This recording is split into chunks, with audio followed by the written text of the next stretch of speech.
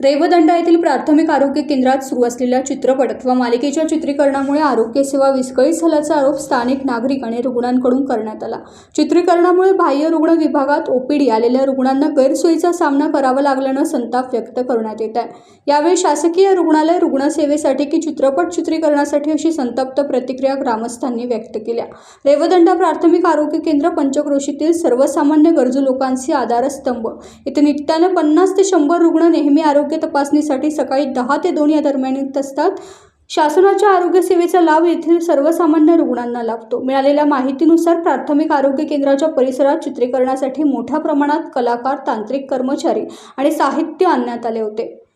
त्यामुळे रुग्णालय परिसरात गर्दी झाली। काही रुग्णांनी तपासणीसाठी दीर्घकाळ प्रतीक्षा करावी लागल्याची तक्रार केली असून आरोग्य कर्मचाऱ्यांच्या नियमित कामकाजातही अडथळे निर्माण झाल्याचं सांगितलं। सरकारी आरोग्य संस्थेत रुग्णसेवेला सर्वोच्च प्राधान्य असताना चित्रीकरणाला परवानगी कशी देण्यात आली असा प्रश्न नागरिकांकडून उपस्थित करण्यात येतोय। विशेषतः वृद्ध, महिला आणि लहान मुलांना तपासणीसाठी आले असताना गैरसोयीचा सामना करावा लागल्याचं नागरिकांनी नमूद केलं।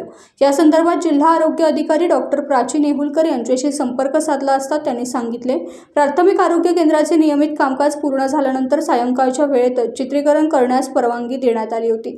रुग्णसेवा सुरू असताना कोणत्याही प्रकारचा अडथळा निर्माण करण्याची परवानगी देण्यात आलेली नाही। डॉक्टर नेहुलकर म्हणाल्या, जर ओपीडी सुरू असताना रुग्णांच्या तपासणी किंवा उपचार प्रक्रियेस बाधा आली असेल तर ते गंभीर बाब आहे। या प्रकरणाची तातडीने चौकशी करण्यात येईल।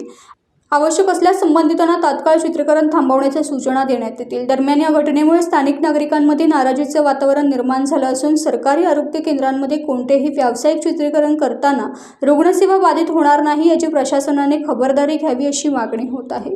आता जिल्हा आरोग्य प्रशासन या प्रकरणात कोणती भूमिका घेते आणि संबंधितांवर काय कारवाई होते याकडे सर्वांचे लक्ष लागले। टाइम्स डिजिटलला लाईक करा, शेअर करा, सबस्क्राईब करा आणि बेल आयकॉन दाबायला विसरू नका। Times digital.